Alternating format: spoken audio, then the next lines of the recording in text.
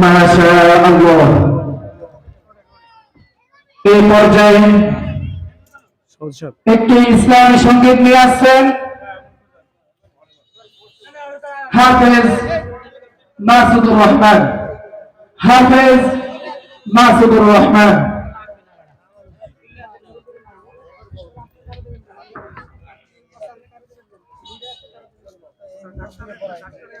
আসসালামু আলাইকুম ওয়া রাহমাতুল্লাহি ওয়া বারাকাতুহু।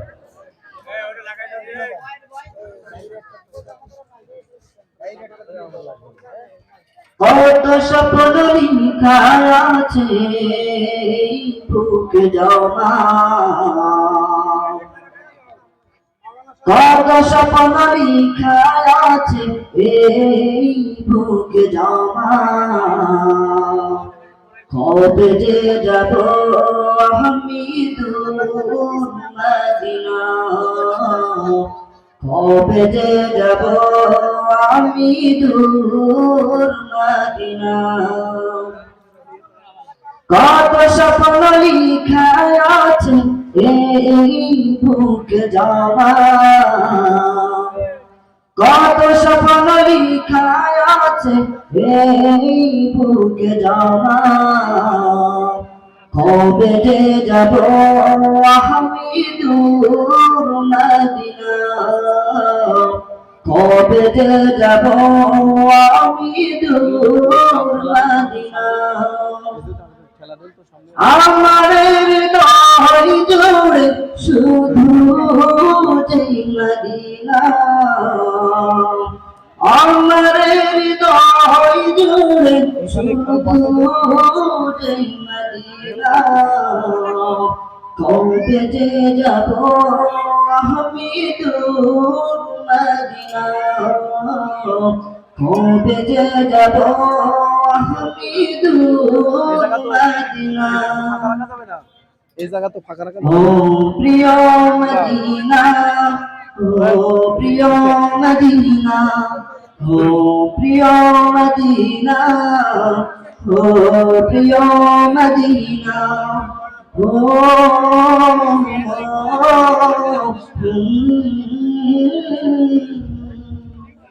শয়নে তোমাকে ভাবি যেতে পারিনি আজ, তোমাকে দেখার আশায় জমছে কষ্ট হাজার। শয়নে তোমাকে ভাবি যেতে পারিনি আজ, তোমাকে দেখার আশায় জমছে কষ্ট হাজার।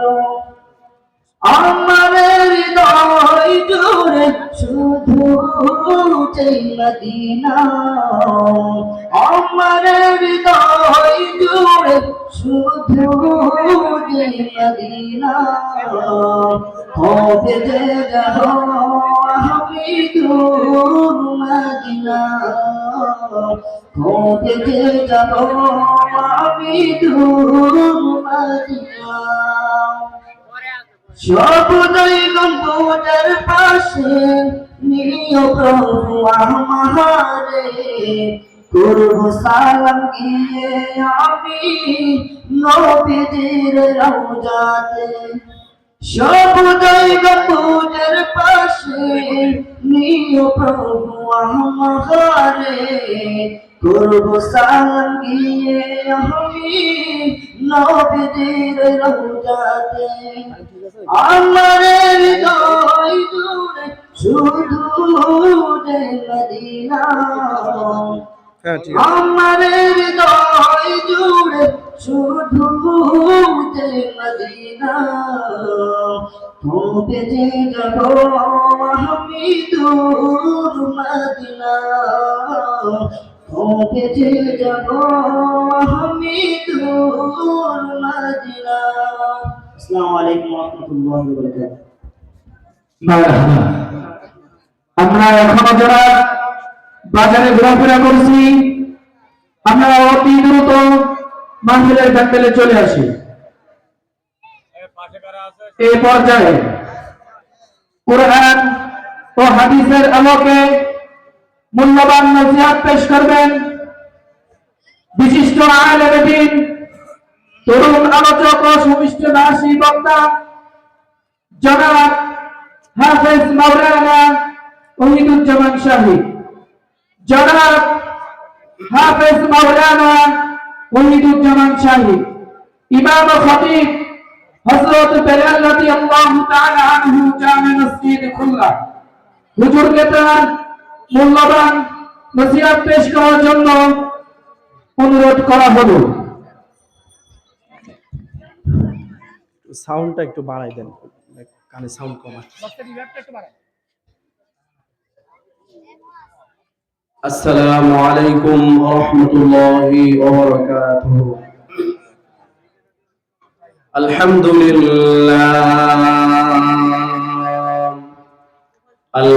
لله نحمده ونستعينه ونستغفره ونعوذ بالله من شرور أنفسنا ومن سيئات أعمالنا.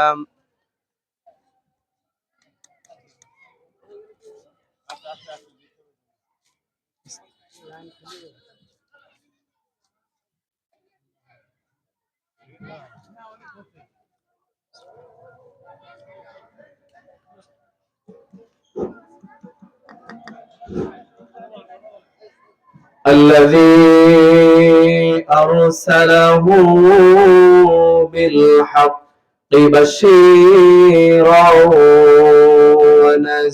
ونذيرا وداعيا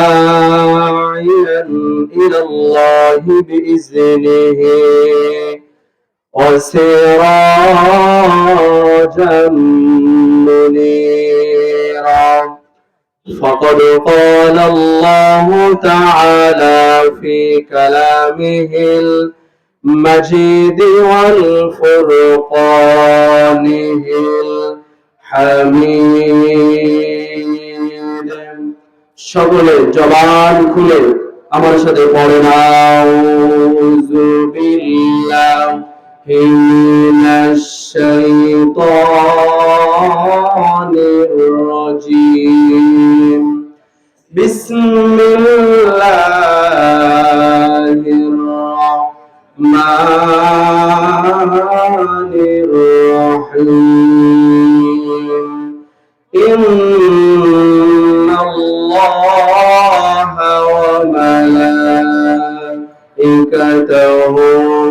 ইউসাল্লুনা আলান নাবী يا أيها الذين آمنوا صلوا عليه وسلموا تسليما. اللهم صل على مولانا محمد وعلى آل سيدنا حبيبنا محمد. اللهم صل على سيدنا مولانا محمد.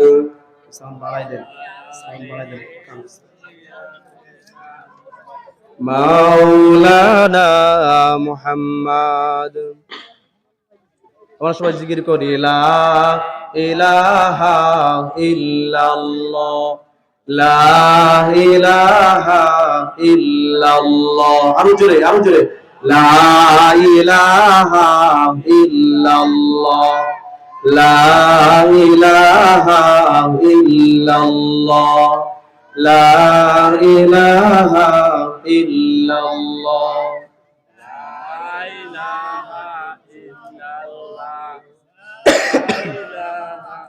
ইল্লাল্লাহ, লা ইলাহা ইল্লাল্লাহ। সাগরের তীরে বসে শুনি যার নাম, পাখিদের কলরবে শুনি যার নাম, সে যে আল্লাহ, সে যে আল্লাহ, সে যে আল্লাহ মহান, আল্লাহ মহান, সে যে আল্লাহ মহান, আল্লাহ মহান।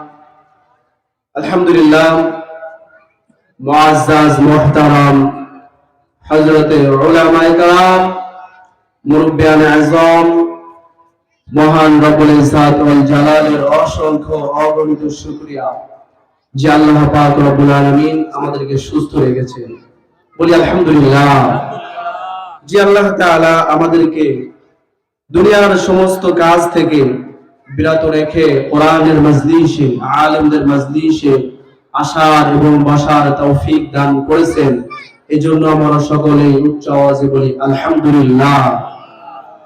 লক্ষ কোটি দরুদ বিশ্ব মানবতার মুক্তির দূত সাইয়্যিদুল মুরসালিন খাতামান নবিয়্যিন রাহমাতাল লিল আলামিন যে নবী সাল্লাল্লাহু আলাইহি ওয়াসাল্লামের বদৌলতে আমরা পেয়েছি এই সুন্দর জীবন ব্যবস্থা ইসলাম।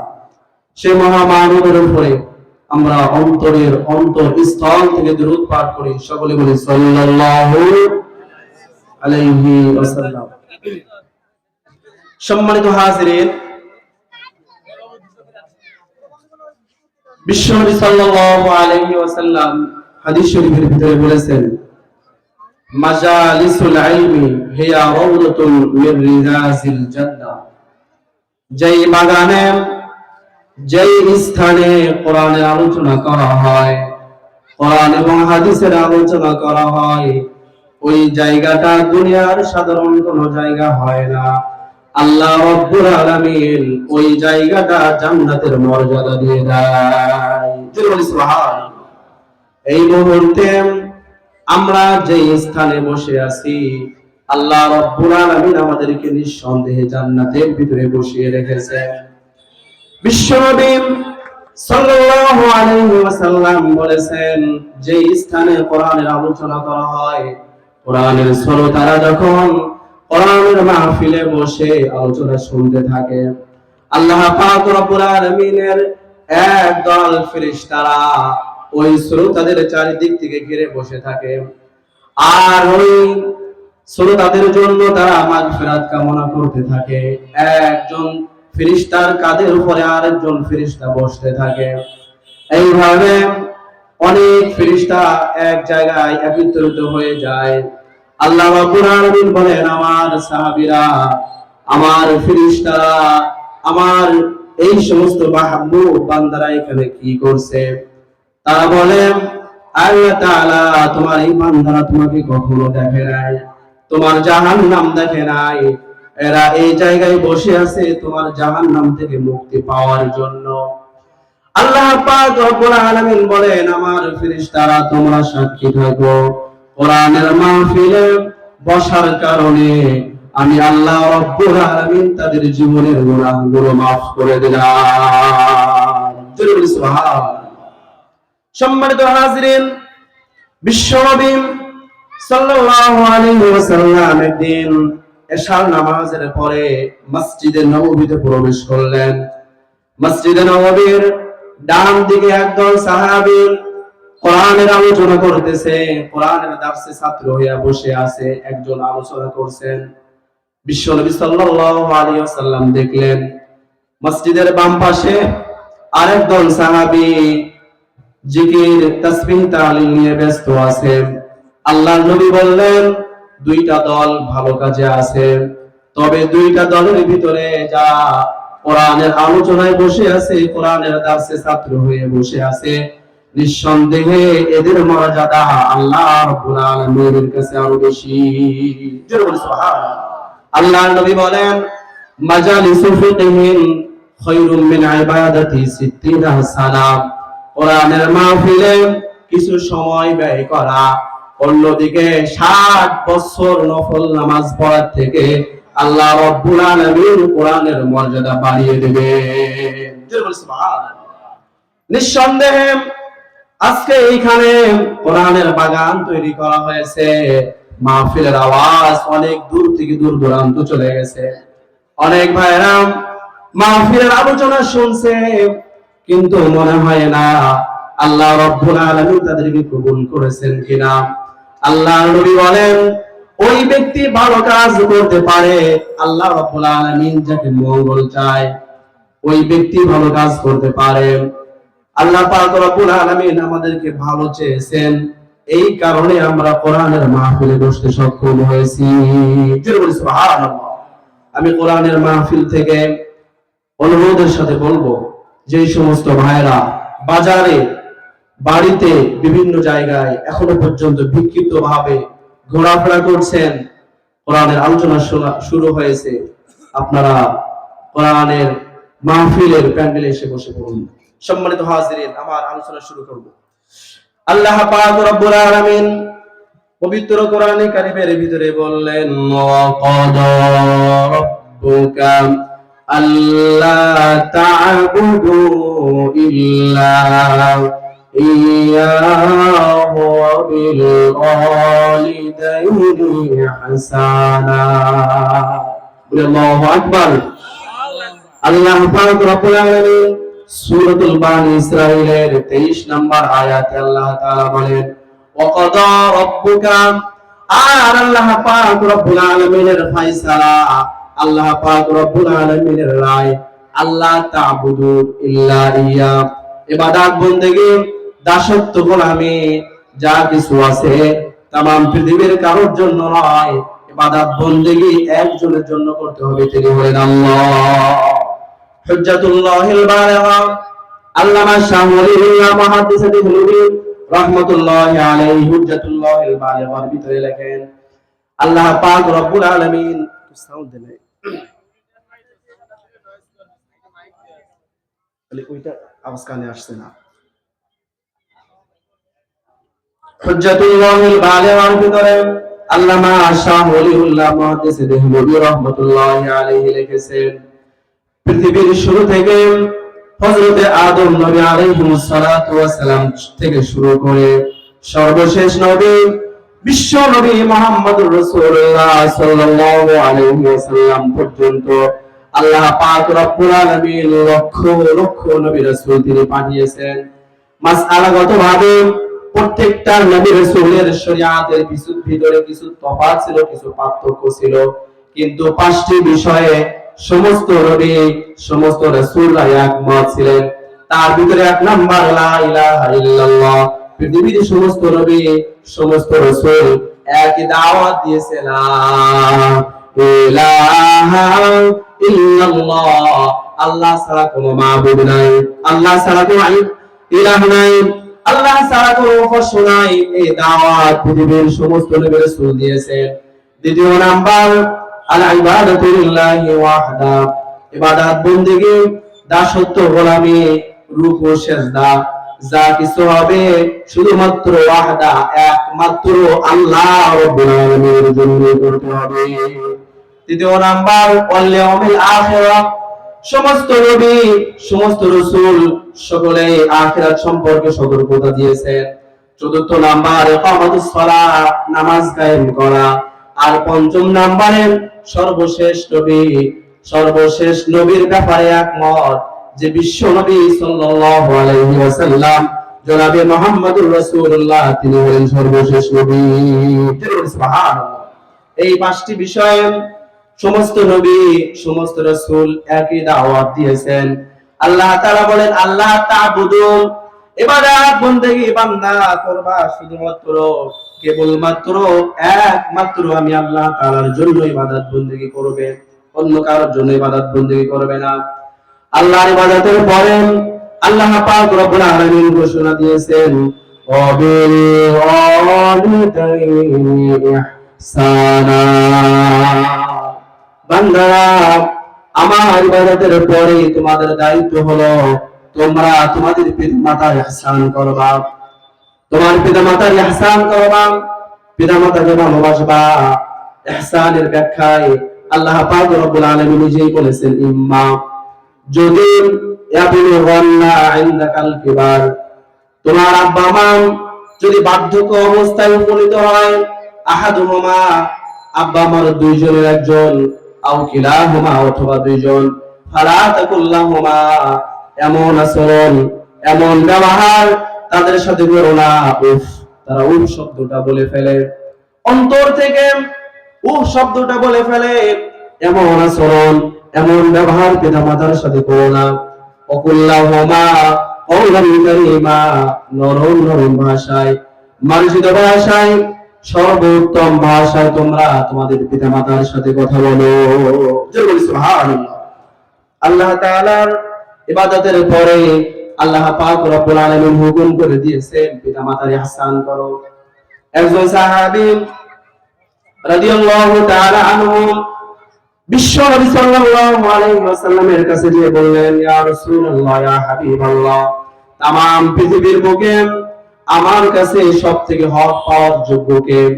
আমার কাছে সবথেকে বড় হকদার কে? আল্লাহর নবী বললেন, ক্বালা উম্মুকা, তোমার মা। तमाम পৃথিবীর বুকে তোমার মা তোমার কাছে সবথেকে বড় হকদার। সাহাবী রাদিয়াল্লাহু তাআলা আনহু বললেন, সুম্মা ক্বালা, এরপরে কোন ব্যক্তি? বিশ্বনবী সাল্লাল্লাহু আলাইহি ওয়াসাল্লাম আবার বললেন, ক্বালা উম্মুকা, তোমার মা। তোমার মা তোমার কাছে সবথেকে বড় হকদার। সাহাবী রাদিয়াল্লাহু তাআলা আনহু আবার বললেন, সুম্মা ক্বালা, এরপরে কোন ব্যক্তি? আল্লাহর নবী তিনবার বললেন, ক্বালা উম্মুকা, তোমার মা। আজকে মায়ের হক আদায় করতে চায় না। तमाम পৃথিবীর বুকে বৃদ্ধ পিতামাতাকে ঘর থেকে বের করে দেয়, বৃদ্ধাশ্রমে রেখে আসে, ভিক্ষার তারা হাতে দিয়ে বৃদ্ধ মাকে ঘর থেকে বের করে দেয়। আহারে, तमाम পৃথিবীর বুকে একজন মানুষের কাছে সবথেকে দামি এবং সবথেকে সম্মানের পাত্র হলো তার মা এবং বাবা।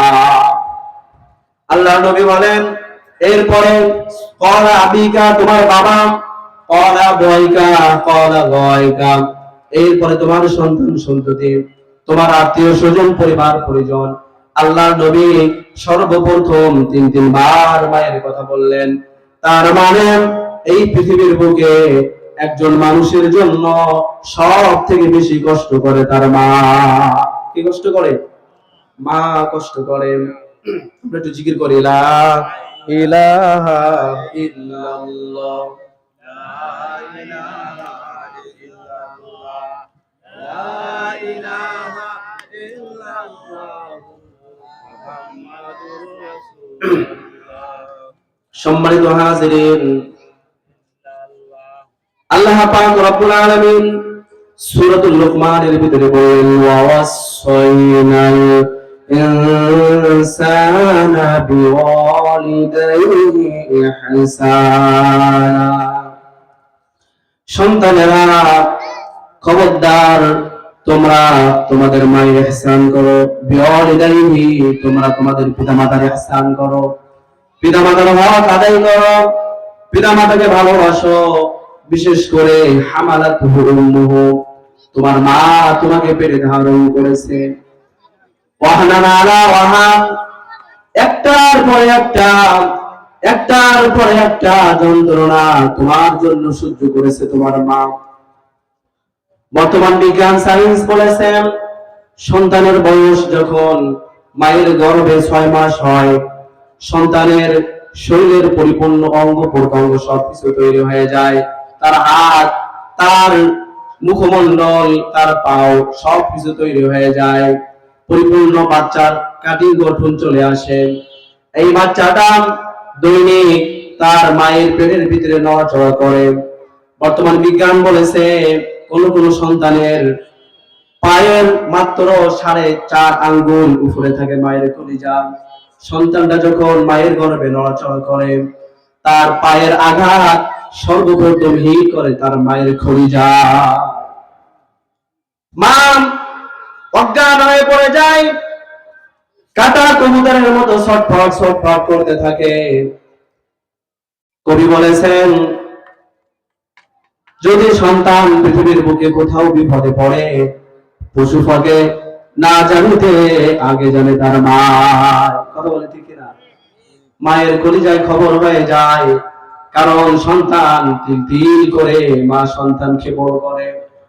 আল্লাহ পাক রব্বুল আলামিন পবিত্র কোরআনে কারীমের ভিতরে বললেন, হাল আতা আলাল ইনসানি হিনুন মিনাদ দাহরি লাম ইয়াকুন শাইআম মাযকুরা।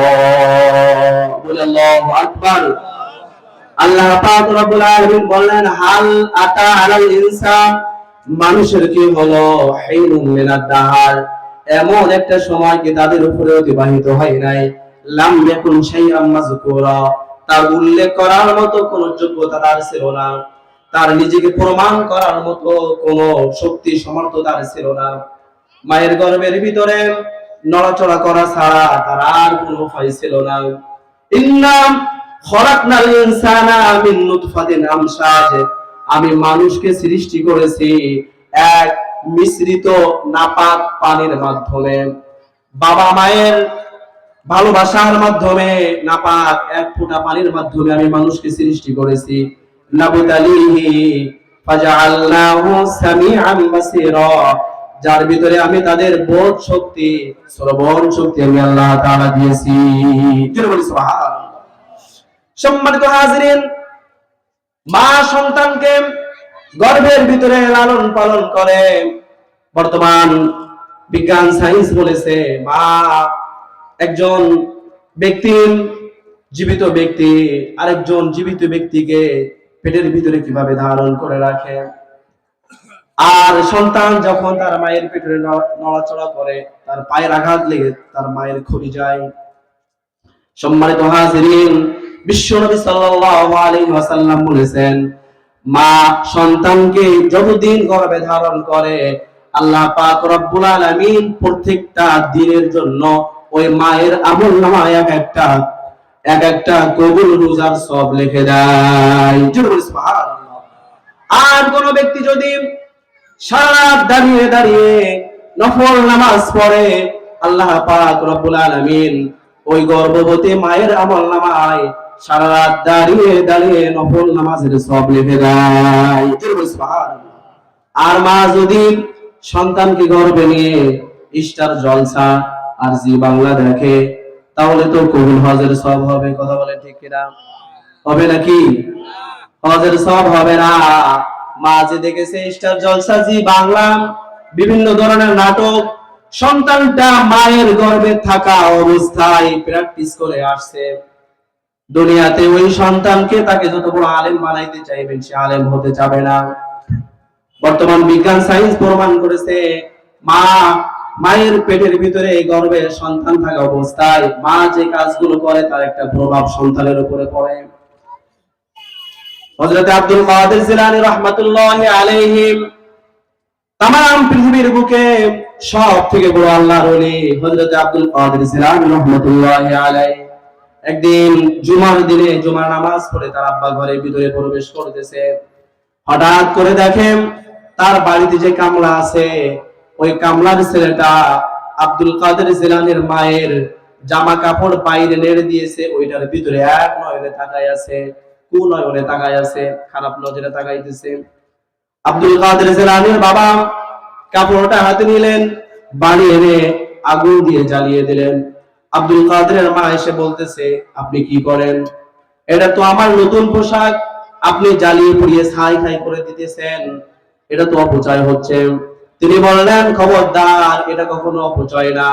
তুমি যে তোমার কাপড়টা বাইরে নেড়ে দিয়েছো, বাড়ির যে কামলা আছে এক নয়নে কাপড়ের দিকে তাকায় আছে, তার একটা প্রভাব তোমার গর্ভে যে সন্তান আছে তার উপরে পড়বে।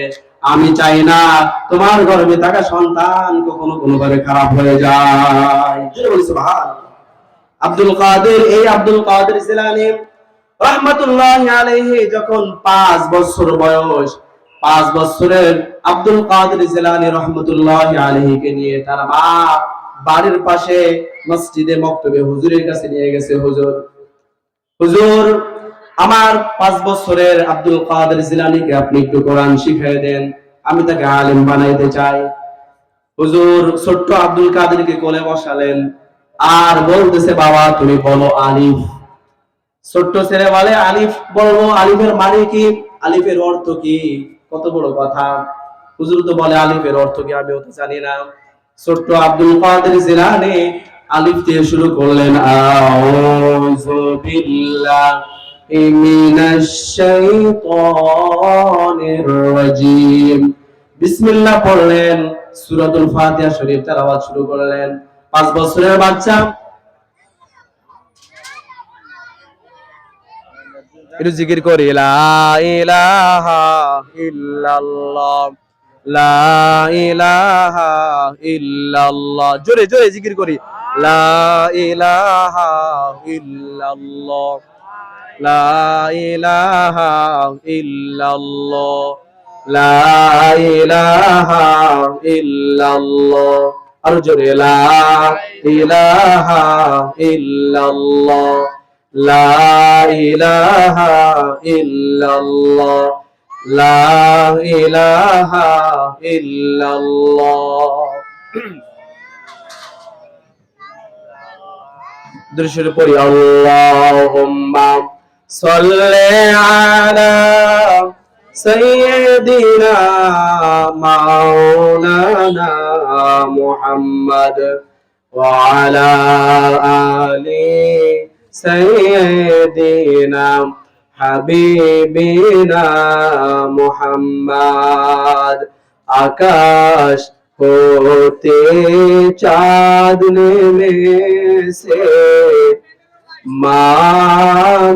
মামিনার কোলে,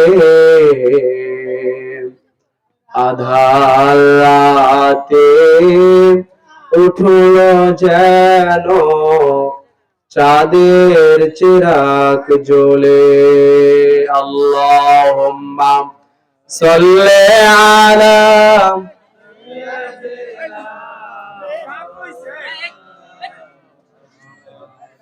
ওয়া আলা আলি সাইয়্যিদিনা হাবিবিনা মুহাম্মদ। আল্লাহুম্মা সাল্লি আলা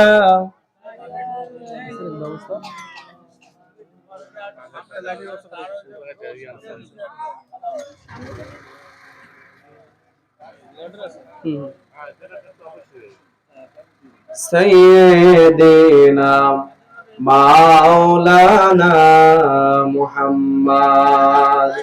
আমি যদি কখনো তায়েফে যাই,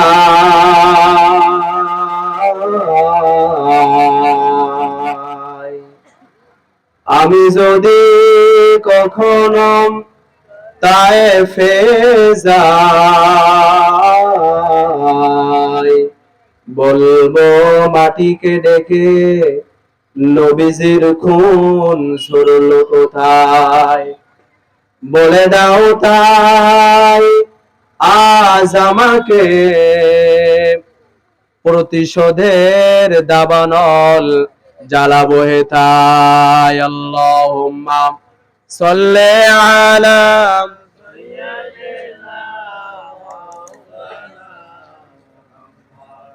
ওয়া আলা আলি সাইয়্যিদিনা হাবিবিনা মুহাম্মদ। সম্মানিত ভাইরা আমার, সম্মানিত বন্ধুগণ,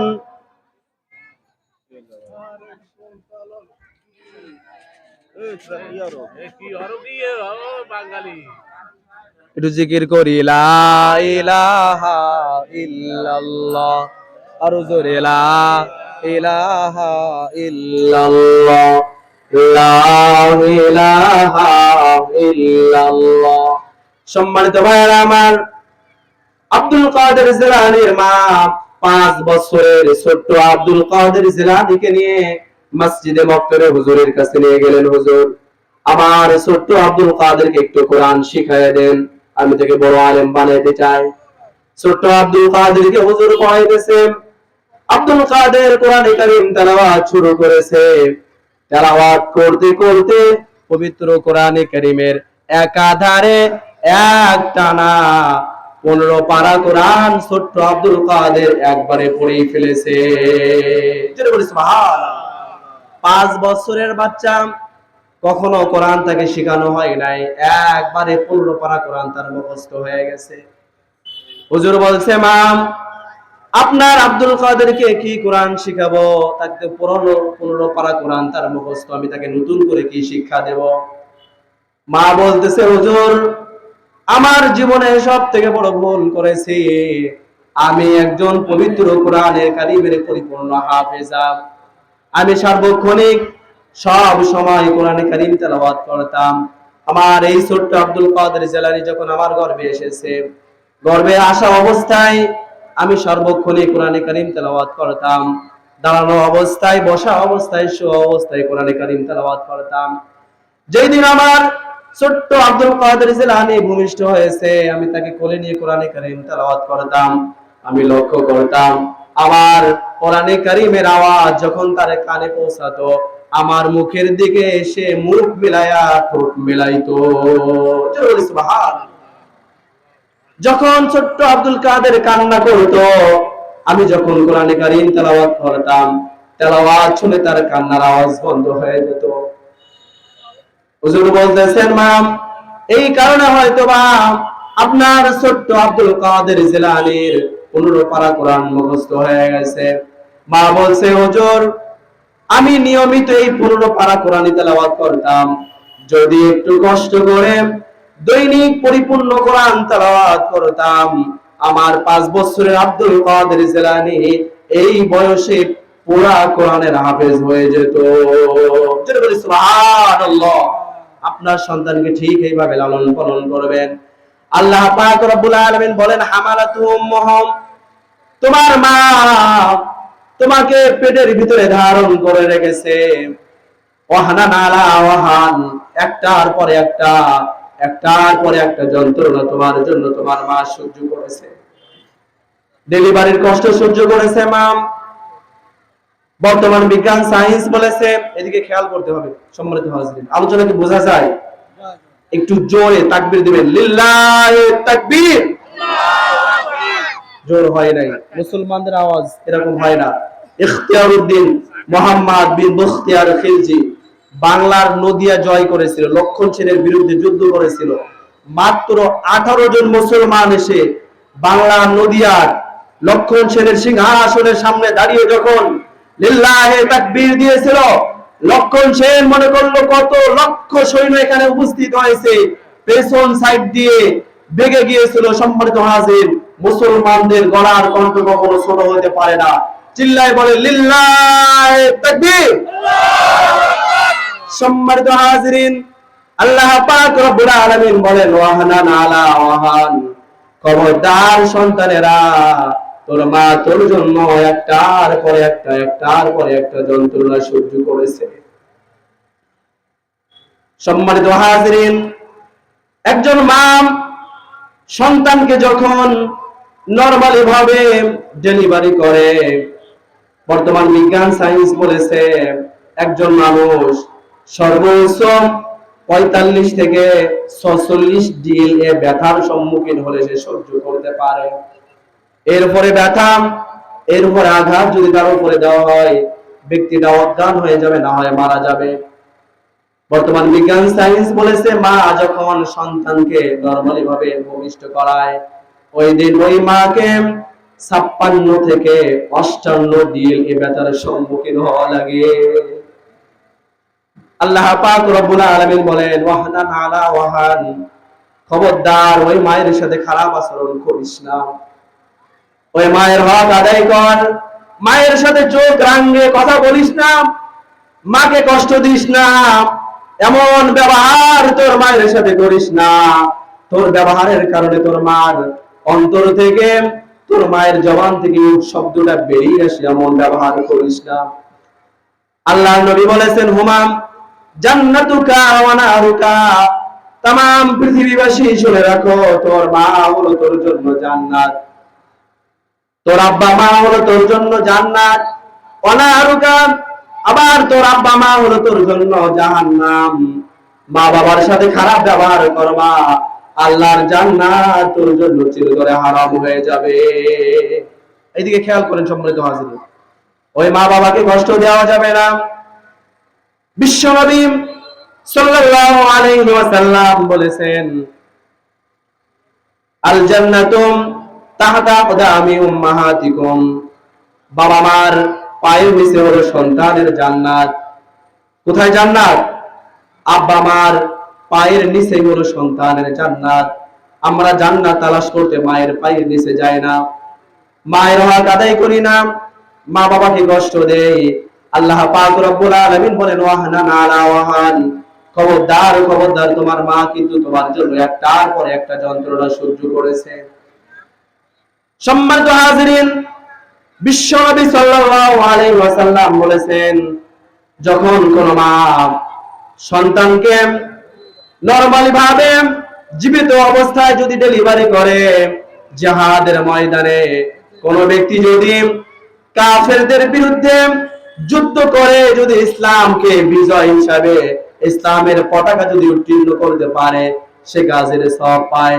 আল্লাহ পাক রব্বুল আলামিন ওই মায়ের আমলনামায় একটা গাজীর সওয়াব লিখে দেয়। চিল্লায় বলি সুবহানাল্লাহ। আল্লাহ নবী আরো বলেছেন, অনেক সময় সন্তানকে ভূমিষ্ঠ করাইতে গিয়ে অনেক মা মারা যায়। আল্লাহর নবী বলেছেন, জিহাদের ময়দানে কোন ব্যক্তি যদি কাফেরদের বিরুদ্ধে যুদ্ধ করে, কাফেরদের বিরুদ্ধে যুদ্ধ করতে গিয়ে কোন ব্যক্তি যদি মারা যায়, আল্লাহ রাব্বুল আলামিন তার শহীদের সওয়াব লেখে। মা সন্তানকে ভূমিষ্ঠ করাইতে গিয়ে যে মারা গেছে, আল্লাহ রাব্বুল আলামিন ওই মায়ের আমলনামায় একটা শহীদের সওয়াব লিখে দেয়। চিল্লায় বলি সুবহানাল্লাহ। সম্মানিত হাজিরিন, এই মায়ের সাথে কখনো দুর্ব্যবহার করা যাবে না। আল্লাহ পাক রব্বুল আলামিন বললেন, ওয়াহানান আলা ওয়াহান, একটার পরে একটা যন্ত্রণা তোমার জন্য সহ্য করেছে তোমার মা। খবরদার খবরদার, ওই মায়ের সাথে খারাপ ব্যবহার করো না।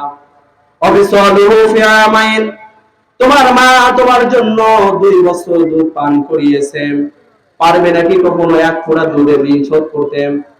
আল্লাহ নবী বলেছেন, লাউ কাতাতা জিলদাক, যদি তোমার গায়ের চামড়া কেটে যদি মায়ের পায়ের জুতা বানিয়ে দাও, ছোট্ট বয়সে মায়ের স্তন থেকে যে দুধ খেয়েছো, এক ধার দুধের সমপরিমাণ তুমি কখনো দিতে পারবে না। যদি বলি সুবহানাল্লাহ, আরো জোরে বলি সুবহানাল্লাহ। এই মা বাবাকে কখনো কষ্ট দিও না। সম্মানিত হাজিরিন, আল্লাহ নবী বলেছেন, সালাসাতুন ক্বাদ হারামাল্লাহু আলাইহিল জান্নাহ, 3 ব্যক্তির জন্য আল্লাহ পাক রব্বুল আলামিন জান্নাতের সুখ শান্তিকে চিরতরে হারাম করে দিয়েছেন। কয় ব্যক্তি? 3 ব্যক্তির জন্য আল্লাহ তাআলা জান্নাতের সর্ব সুখ শান্তিকে আল্লাহ তাআলা চিরতরে হারাম করে দিয়েছেন। ওয়ালা ইয়ানজুরু ইলাইহিম ইয়াওমাল কিয়ামাহ, আল্লাহ নবী আরো বলেছেন, কিয়ামতের ময়দানে আল্লাহ পাক রব্বুল আলামিন ওই 3 ব্যক্তির দিকে নেক নজরে তাকাবেন না, রহমতের নজরে আল্লাহ তাআলা তাকাবেন না। তার ভিতরে 1 নাম্বার আকুল ওয়ালিদাইন, যারা বাবা মার অবাধ্য সন্তান, বাবা মাকে যারা কষ্ট দেয়, বাবা মার অবাধ্য সন্তান যারা, কিয়ামতের ময়দানে আল্লাহ পাক রব্বুল আলামিন তাদেরকে পবিত্র করাবে না, তাদের দিকে তাকাবে না, বিনা হিসাবে বিনা বিচারে উল্টায় নিয়ে আল্লাহ তাআলা তাদেরকে জাহান্নামে নিক্ষেপ করে দেবে। সম্মানিত হাজিরিন, বাস্তব প্রমাণ।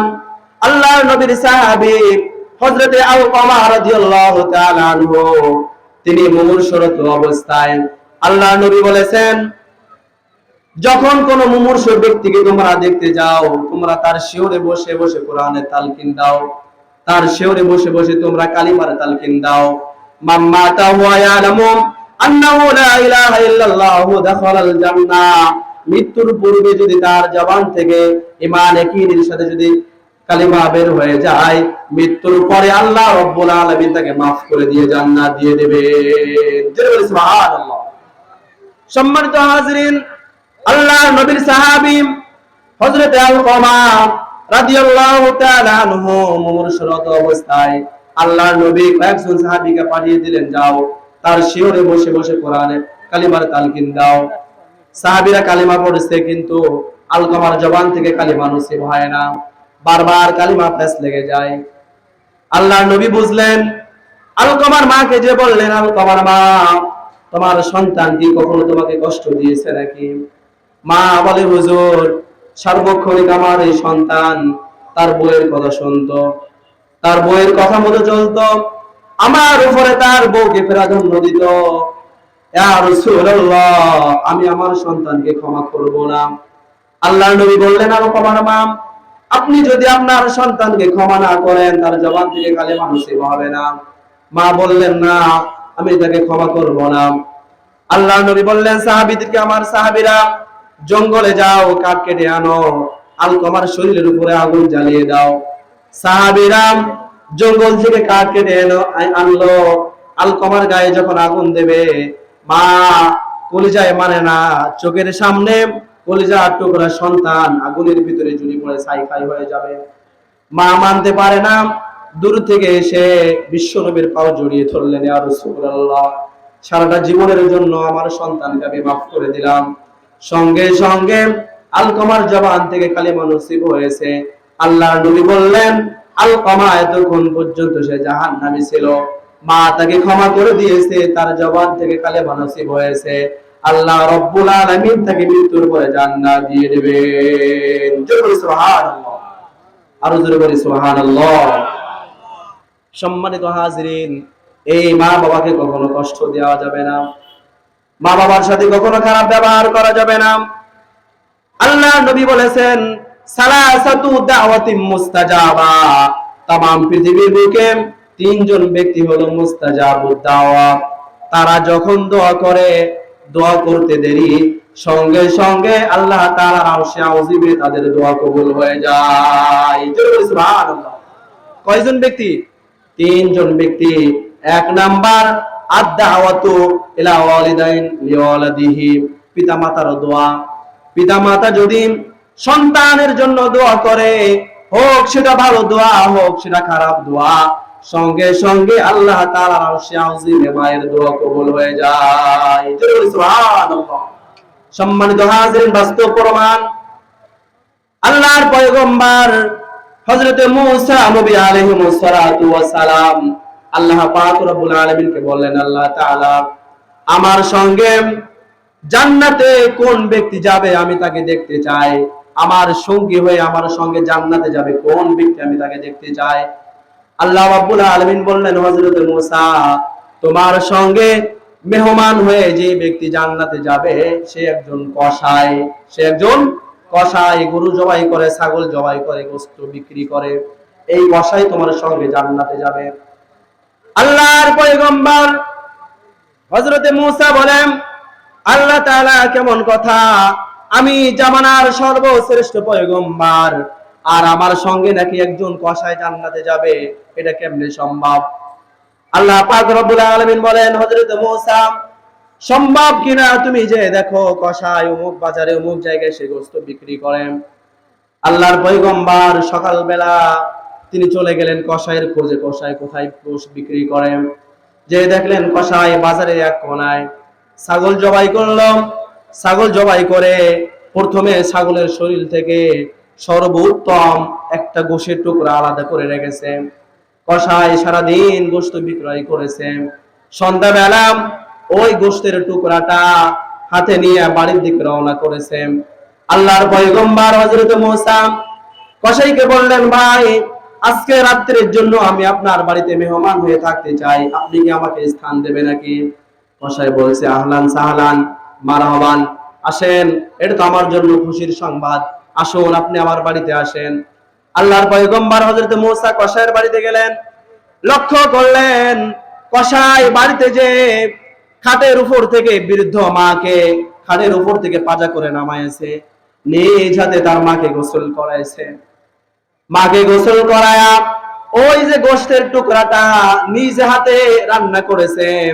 রান্না করে নিজে আগে না খেয়ে মায়ের মুখের উপরে গোশতের লুকমাগুলো মায়ের মুখের উপরে উঠায় দেয়।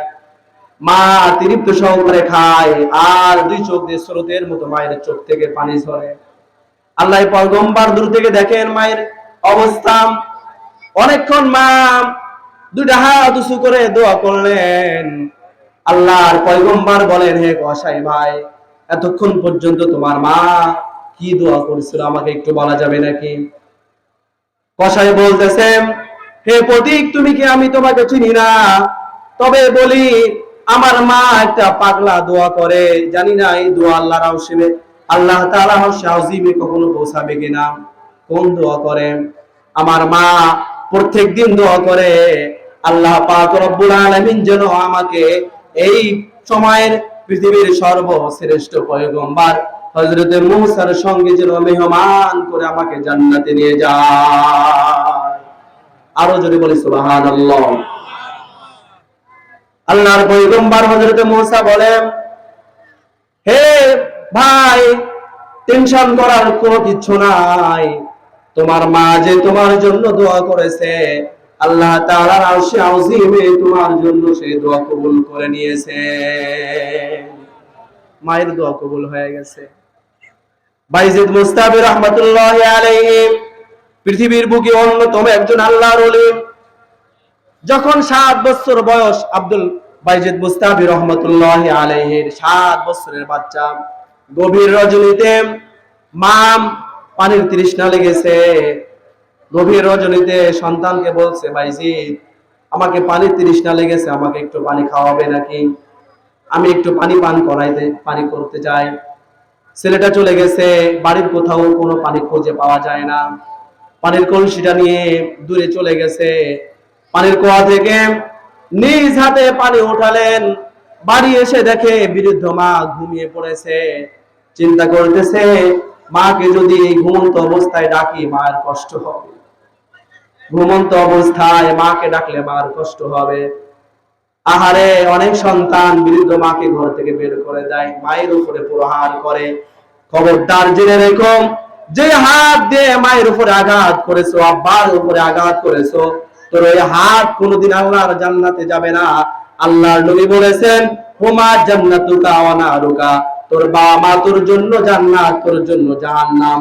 মা বাবাকে কষ্ট দিয়েছো, আল্লাহর জান্নাত তোর জন্য থাকবে না, উল্টায় নিয়ে আল্লাহ তোকে জাহান্নামে দিয়ে দেবে। মা তাহাজ্জুদে রক্তেন, ঘুম থেকে সজাগ হয়ে গেছে। সজাগ হয়ে দেখে ছোট্ট আব্দুল কাদের, ছোট্ট বাইজিদ মুস্তাবি মায়ের শিহরে পানির পেয়ালা নিয়ে দাঁড়িয়ে আছে। মা বলতেছে, বাবা তুমি কি রাতের বেলা ঘুমাও নাই? এই অবস্থায় কেন দাঁড়িয়ে আছো? ছোট্ট ছেলেটা বলে, মা তুমি না আমার কাছে পানি খাইতে চেয়েছিলে, বাড়িতে কোথাও পানি পাই নাই, দূর থেকে পানি এনেছি মা। তোমার ঘুম থেকে জাগালে কষ্ট হবে, এই কারণে ঘুম থেকে জাগাই নাই। মা তৃপ্তি সহকারে পানি পান করলেন, তাহাজ্জুদের নামাজে দাঁড়িয়ে গেলেন। নামাজ শেষে চোখের পানি ছেড়ে দিয়ে আল্লাহ পাক রব্বুল আলামিনের কাছে দোয়া করে, আল্লাহ তাআলা আমার এই ছোট্ট বাইজিদ মুস্তাবিকে তুমি সুলতানুল আরিফিন হিসাবে কবুল করে নাও। সুবহানাল্লাহ। মায়ের দোয়া করতে দেরি, সঙ্গে সঙ্গে আল্লাহ দোয়া কবুল করলেন। এখনো পর্যন্ত বাইজিদ মুস্তাবি রাহমাতুল্লাহি আলাইহির কথা, তাকে নিয়ে আলোচনা তামাম পৃথিবীর সর্বস্থানে সব জায়গায় হয়। অনেক আগে তিনি দুনিয়া থেকে চলে গেছেন। সম্মানিত হাজিরিন, এই মায়ের কাছ থেকে দোয়া নেবেন। আপনার জন্য যদি মসজিদের ইমাম কেন, তামাম পৃথিবীর সমস্ত হুজুর, সমস্ত ইমাম, সমস্ত খতিব, সমস্ত পীর বুজুর্গ যদি আপনার জন্য দোয়া করে, ওই দোয়া আল্লাহ তাআলার কাছে কবুল হইতেও পারে, নাও হইতে পারে। কিন্তু মা জননী যখন আপনার জন্য দোয়া করবে, আল্লাহ রব্বুল আলামিন সঙ্গে সঙ্গে মা বাবার দোয়া কবুল করে নাই। সুবহানাল্লাহ। এই জন্য একজন মানুষের জন্য তামাম পৃথিবীর বুকে সর্বশ্রেষ্ঠ জায়গা হলো তার বাবা এবং তার মা। এই পৃথিবীর বুকে 3টা সৃষ্টির দিকে তাকাইলে সওয়াব হয়। কয়টা? 3টা সৃষ্টির দিকে তাকাইলে সওয়াব হয়। পিছনের বাইরে কি কথা বোঝা যায়? 3টা সৃষ্টির দিকে তাকাইলে সওয়াব হয়। তার ভিতরে 1 নাম্বার আন নাযারু ইলা ওয়াজহিল ওয়ালিদাইন।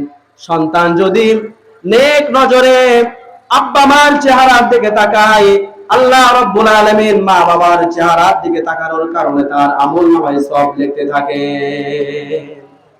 আল্লাহর নবী বলেছেন, মা মি ওয়ালাদিন বাররি ইয়ানজুরু ইলা ওয়ালিদাইহি নাজরাতি রাহমাতিন ইল্লা কাতাবাল্লাহু লাহু বিকুল্লি নাজরাতি হাজ্জাতাম মাবরুরা। কোন নেক সন্তান যদি আব্বা মার চেহারার দিকে ভালোবাসার নজরে নেক নজরে তাকায়, যতবার আব্বা আমার চেহারার দিকে তাকাবে আল্লাহ রাব্বুল আলামিন ওই সন্তানের আমল নামায় ততটা কবুল হজের সওয়াব লিখে দেয়। আরো জোরে বলি সুবহানাল্লাহ। মা মিন ওয়ালাদিন বাররি ইয়ানজুরু ইলা ওয়ালিদাইহি নাজরাতি রাহমাতিন ইল্লা কাতাবাল্লাহু লা, যতবার তাকাবে। মাজলিসের ভিতরে একজন সাহাবী রাদিয়াল্লাহু তাআলা আনহু দাঁড়িয়ে গেলেন, ইয়া রাসূলুল্লাহ, ইয়া হাবিবাল্লাহ, এই অফার তো আমি কখনো ছাড়তে চাই না। দৈনিক 100 বার আমার মায়ের চেহারার দিকে তাকাবো ভালোবাসার নজরে, তাহলে আমার জন্য কি 100টা কবুল হজের সওয়াব হবে? আল্লাহর নবী বললেন, আল্লাহর ধনভাণ্ডার কখনো কমতি হয় না। 100 বার কেন, আলাফুন 1000 বার যদি মায়ের চেহারার দিকে, আব্বার চেহারার দিকে ভালোবাসার নজরে, নেক নজরে তাকাও, প্রত্যেকবারের জন্য আল্লাহ তাআলা তোমার আমল নামায় কবুল হজের সওয়াব লিখবেন। জোরে বলি সুবহানাল্লাহ, আরো জোরে বলি সুবহানাল্লাহ। সম্মানিত হাজিরিন, এটাই হলো বাবা মা। আল্লাহ পাক রব্বুল আলামিন পবিত্র কোরআনে কারীমের ভিতরে বললেন, ইয়াসআলুনাকা মাযা ইউনফিকুন। হে রাসূল, আপনার কাছে এসে যখন কেউ জিজ্ঞাসা করে কোথায় খরচ করব, এই পৃথিবীর বুকে খরচ করার মতো সর্বোত্তম জায়গা কোনটি? সর্বোত্তম জায়গা কোনটি? ইয়া রাসূলুল্লাহ, আমার অর্থ সম্পদ খরচ করার মতো সর্বশ্রেষ্ঠ জায়গা কোনটি? আপনি আমাকে বলেন। আল্লাহ পাক রব্বুল আলামিন বিশ্ব নবীকে জানিয়ে দিলেন, হে আমার হাবিব, আসআলুনাকা মাযা ইউনফিকুন কুল মা আনফাকতুম মিন খায়রিন ফালিল ওয়ালিদাইন। তামাম পৃথিবীর বুকে তার অর্থ সম্পদ খরচ করার মতো সর্বশ্রেষ্ঠ জায়গা হলো তার মা বাবার পিছনে খরচ করা। যেটা বলি সুবহানাল্লাহ, মা বাবার পিছনে খরচ করা, এটা হলো সর্বশ্রেষ্ঠ জায়গা। এখানে নিজের আওলাদ সন্তানের কথা বলা হয় নাই, নিজের জাওজাতুন স্ত্রীর কথা বলা হয় নাই, নিজের বন্ধু বান্ধবের কথা বলা হয় নাই।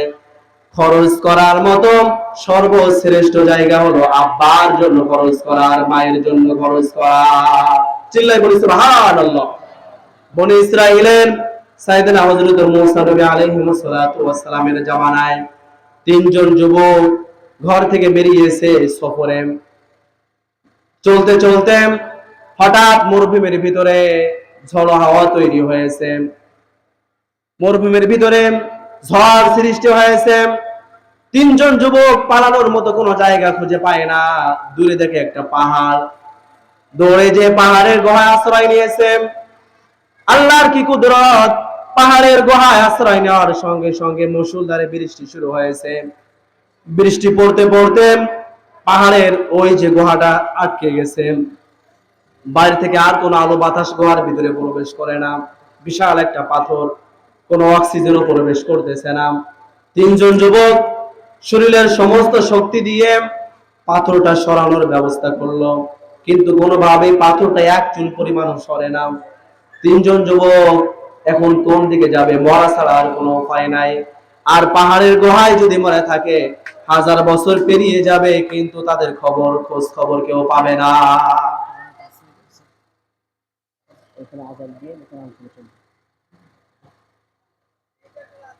3 জন যুবক, তাদের ভিতরে যে বয়োবৃদ্ধ মুরব্বী যে বলতেছে, আমাদের জীবনে ভালো যদি কোনো আমল থেকে থাকে, ওই আমলের ওসিলা যদি আল্লাহ তাআলার কাছে দোয়া করি, আল্লাহ রাব্বুল আলামিন আমাদের দোয়া কবুল করবেন।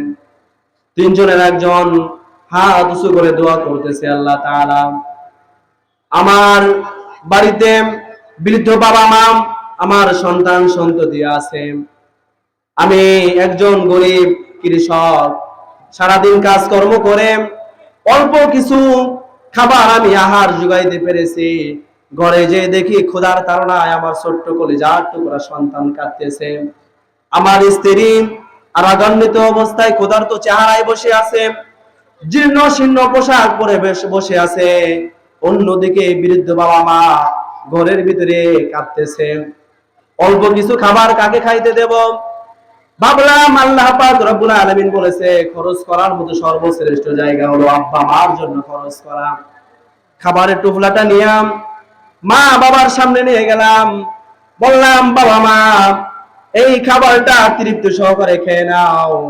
মা বাবার সামনে যখন খাবারটা গেছে, মা বাবা যদি জানে তার পোতা পুতনি খায় নাই, মা বাবাকে খাইতে পারে নাকি? পারবে? পিছনের মায়েরা কথা বলে না। দাদা দাদি কেমনে খাবে? নিজের সন্তানের থেকে আরো বেশি আদরের হয় তার পোতা পুতনি। কথা বলে ঠিক কিনা? নাতি নাতনি। মা নিজে না খেয়ে অল্প কিছু খেয়ে তার সন্তান তার নাতি নাতনির জন্য দিয়ে দিয়েছে। সন্তানরাও খেলো, মাও খেয়েছে, তার স্ত্রীও খেয়ে সবাই তৃপ্তি। এই দোয়ার ওসিলায় নিয়ে আল্লাহ পাক রব্বুল আলামিনের কাছে দোয়া করলেন, আল্লাহ তাআলা আমি চাইলেই খাবারটা এনে আমার সন্তানের মুখে উঠাই দিতে পারতাম, কিন্তু তাদেরকে না দিয়ে বাবা মার মুখে উঠাই দিলাম। আল্লাহ তাআলা যদি এই আমলটা তোমার কাছে পছন্দনীয় হয়, এই আমলের ওসিলাই করিয়া আজকে এই কঠিনতম বিপদ থেকে আমাদেরকে উদ্ধার করে নাও। সম্মানিত হাজিরিন, আল্লাহর কি কুদরত! দোয়া করতে দেরি, সঙ্গে সঙ্গে পাথর থেকে 1/3 পাথর ওই গুহা থেকে নিচে নেমে গেল। সুবহানাল্লাহ।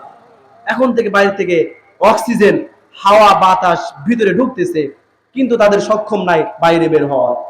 এরপরে আরেকজন দোয়া করে, আল্লাহ তাআলা আমার বাড়িতে শ্রমিক নিয়ে কাজ করাইছি, শ্রমিক কাজ করেছে কিন্তু তার ন্যায্য অধিকার, ন্যায্য মজুরা না নিয়ে শ্রমিক বাড়ি চলে গেছে।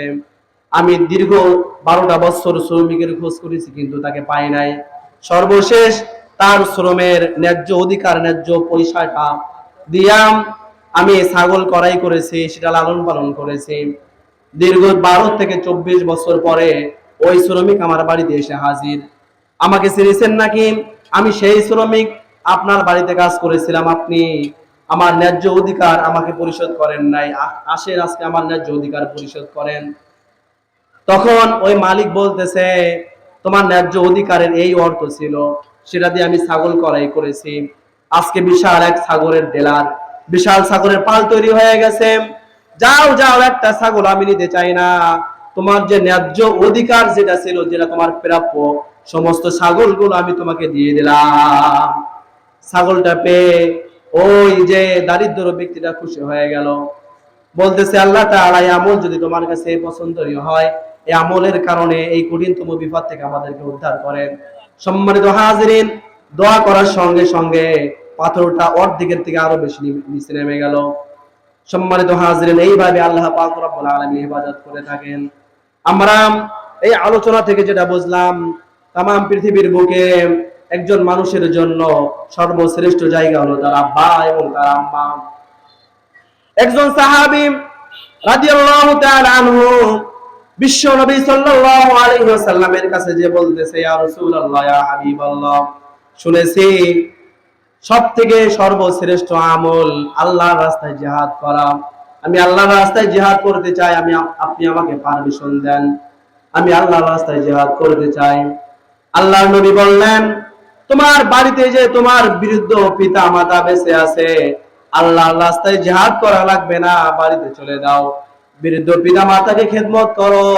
বৃদ্ধ পিতা মাতা যদি তোমার উপরে খুশি হয়, ওই অবস্থায় যদি মারা যাও, আল্লাহ রাব্বুল আলামিন তোমাকে শহীদ হিসাবে কবুল করে নেবে। আরো জোরে বলি সুবহানাল্লাহ। সম্মানিত হাজিরিন, জিহাদের থেকেও বড় আমল আব্বা মাকে খেদমত করা। আল্লাহর নবী আরো বলেছেন, আফদালুল আমাল, আল্লাহ পাক রব্বুল আলামিনের কাছে সর্বশ্রেষ্ঠ আমল হলো দুইটা। কয়টা? দুইটা। এক নাম্বার as-সালাতু লিওয়াক্তিহা, ওয়াক্ত মতো নামাজ আদায় করা। আরেকটা হলো বিররুল ওয়ালিদাইন, পিতামাতার খেদমত করা, পিতামাতার খেদমত করা। এই দুইটা আমল সর্বশ্রেষ্ঠ আমল। সম্মানিত হাজিরিন, একদিন হযরত আবু হুরায়রা রাদিয়াল্লাহু তাআলা আনহু বিশ্বনবী সাল্লাল্লাহু আলাইহি ওয়াসাল্লামের কাছে উপস্থিত হলেন। দুই চোখ দিয়ে স্রোতের মতো পানি ঝরছে। আল্লাহর নবী বললেন, হযরত আবু হুরায়রা, এই অবস্থায় তুমি কেন কাঁদতেছো? তোমার কি হয়েছে? আবু হুরায়রা বলে, ইয়া রাসূলুল্লাহ, ইয়া হাবিবাল্লাহ, গত রাতে আপনার দরবার থেকে যখন বাড়িতে রওনা করি, রাত একটু গভীর হয়ে গেছে। মায়ের কাছে যখন উপস্থিত হলাম, মা আমাকে জিজ্ঞাসা করলো, এই রাত পর্যন্ত কোথায় ছিলাম? আমি বললাম, মা, তামাম পৃথিবীর বুকে সর্বশ্রেষ্ঠ মানব মুহাম্মদ রাসূলুল্লাহর দরবারে আমি উপস্থিত হিসাবে ছিলাম। মা বলতেছে, মুহাম্মদ রাতে কালেমা পড়ে মুসলমান হয়েছে নাকি? বলে, হ্যাঁ। ঘর থেকে বের হয়ে যা, আমার ঘরে তোর কোনো ঠাঁই নাই। মা দুই হাতে সন্তানকে প্রহার করলো, মারতে থাকলো। গভীর রজনীতে আবু হুরায়রা রাদিয়াল্লাহু তাআলা আনহুকে ঘর থেকে বের করে দিল। আবু হুরায়রা রাদিয়াল্লাহু তাআলা আনহু এই অভিযোগগুলো আল্লাহর নবীর সামনে একে একে বর্ণনা করতেছেন। আল্লাহর নবী বলতেছে, আবু হুরায়রা, তাহলে কি তুমি তোমার মায়ের বিরুদ্ধে আমার কাছে কোনো অভিযোগ করো নাকি? মায়ের বিরুদ্ধে আমার কাছে কোনো অভিযোগ করো নাকি? খবরদার, খবরদার, মায়ের বিরুদ্ধে কোনো অভিযোগ করিস না, মায়ের বিরুদ্ধে কোনো অভিযোগ করিস না। আমি আল্লাহর নবী, তোর মায়ের বিরুদ্ধে অভিযোগ করার কোনো ক্ষমতা আমারও নাই। তাহলে কি করতে পারি? আবু হুরায়রা বলতেছে, ইয়া রাসূলুল্লাহ, আপনি একটু আল্লাহ তাআলার কাছে দোয়া করেন, আল্লাহ তাআলা যেন আমার মাকে কবুল করে নেয়। আল্লাহর নবী হাত উত্তোলন করলেন আর দোয়া করতেছে, আল্লাহুম্মা ইহদি উম্মি আবু হুরায়রা, আল্লাহ তাআলা আবু হুরায়রার মাকে তুমি হেদায়েত দান করো। আবু হুরায়রা রাদিয়াল্লাহু তাআলা আনহু ভদ্র সাহাবী বাড়ির দিকে রওনা করলেন। পিছন দিক থেকে এক সাহাবী জামা টেনে ধরলেন, কোথাও যাও। বলতেছে, আমি দেখতে চাই আল্লাহর নবীর দোয়া আমার ঘরে আগে পৌঁছায় যায় না আমি আগে আমার ঘরে পৌঁছাইতে পারি। জোরে বলি সুবহানাল্লাহ। আবু হুরায়রা ঘরেতে যে মাকে ডাক দিল, মা। আজকে মায়ের গলাটার কর্কশ ভাষায় জবাব দেয় না। বলে, কলিজার টুকরা সন্তান, কোন শিক্ষা তুমি পেয়েছো? গভীর রজনী থেকে তোমাকে মেরে ঘর থেকে বের করে দিলাম, একটু প্রতিবাদ করলে না। যে শিক্ষা তুমি পেয়েছো আমাকে নিয়ে যাও, আমি মুহাম্মদুর রাসূলুল্লাহর কাছে যে তোমার এই একই শিক্ষায় শিক্ষিত হইতে চাই। জোরে বলি সুবহানাল্লাহ। সম্মানিত হাজিরিন, মায়ের বিরুদ্ধে, বাবার বিরুদ্ধে অভিযোগ করা যায় না। এক যুবক আল্লাহ নবীর সামনে যে বলতেছে, ইয়া রাসূলুল্লাহ, ইয়া হাবিবাল্লাহ, আমি দুই হাতে ইনকাম করি, অত্যন্ত শ্রম দেই, গায়ের ঘাম ছড়িয়ে আমি দুই হাতে ইনকাম করি, আর আমার বাবা আমার কাছ থেকে কোনো পারমিশন না নিয়ে দুই হাতে খরচ করে, একবারের জন্য আমাকে জিজ্ঞাসা করে না। ইয়া রাসূলুল্লাহ, আপনি বিচার করেন, আমার কষ্টার্জিত পয়সা আমার বাবা খরচ করে, আমার কাছে পারমিশন নেয় না, এটা তো আমার সম্পদ। আল্লাহর নবী আল্লাহর নবী দুইজন সাহাবীকে বললেন, যাও তার আব্বাকে ধরে নিয়ে আসো। দুইজন সাহাবী গেলেন, যে তার আব্বাকে ধরে আনলেন। বাবা মনে মনে অনেক কষ্ট, মনে মনে একটা কষ্টের কবিতা পড়তেছে, যাহারে একদিন আমি একাই ছিলাম, বিবাহ করি নাই, বিবাহ করলাম, মনে বড় আশা নিলাম, বিবাহ করার পরে দুইজনে মিলে আমরা স্বপ্ন দেখলাম যে কবে আমাদের একটা সন্তান হবে। যেদিন থেকে আমার এই সন্তানটা ভূমিষ্ঠ হলো, দুইজন আমার স্ত্রী আমি দুইজনে আমাদের সমস্ত কষ্ট পরিত্যাগ করে সন্তানের জন্য কষ্ট শুরু করলাম। তাকে লালন পালন করার জন্য ব্যস্ত হয়ে গেলাম, তার পিছনে খরচ করতে লাগলাম। আজকে আমি বিরুদ্ধ হয়ে গেছি, সে তাজা যুবক হয়েছে, আমি আয় ইনকাম করতে অক্ষম হয়ে গেছি, সে সক্ষম হয়েছে, আমার গায়ের শক্তি কমেছে, সে অ্যাডাল্ট হয়েছে, সে যুবক হয়েছে। ইয়া রাসূলুল্লাহ, বৃদ্ধা বয়সে যদি সন্তানের কষ্টার্জিত পয়সা খরচ করতে গিয়ে তার কাছে অনুমতি নেওয়া হয়, এর থেকে কষ্টের আর কিছু হয় না। আল্লাহর নবী ওই যুবকের কলার চেপে ধরলেন আর বললেন, খবরদার, খবরদার, আনতা বিকা আনতা বয়কা, খবরদার, খবরদার, তুই তোর আব্বার সম্পদ, তোর সমস্ত কষ্টার্জিত অর্থ সম্পদ সবকিছু তোর বাবার, খবরদার, খবরদার, ওই বাবাকে কষ্ট দিস না, তার সম্পদ তার ইচ্ছা মতো খরচ করবে, কখনো তাকে বাধা দিও না। যেটা বলি সুবহানাল্লাহ। সন্তানের অর্থ বিনা অনুমতিতে খরচ করতে পারে দুইজন ব্যক্তি, তার ভিতরে একজন হলো আব্বা আর একজন হলো মা। কোন ব্যক্তির অর্থ খরচ নিজের সন্তানও খরচ করতে গেলে তার কাছ থেকে পারমিশন নেওয়া লাগবে। সম্মানিত হাজিরিন,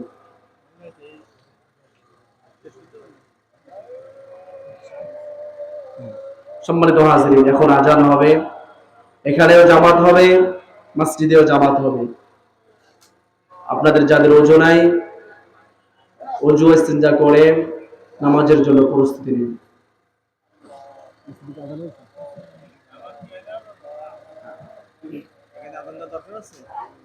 এখানে জামাত অনেক কিছু না।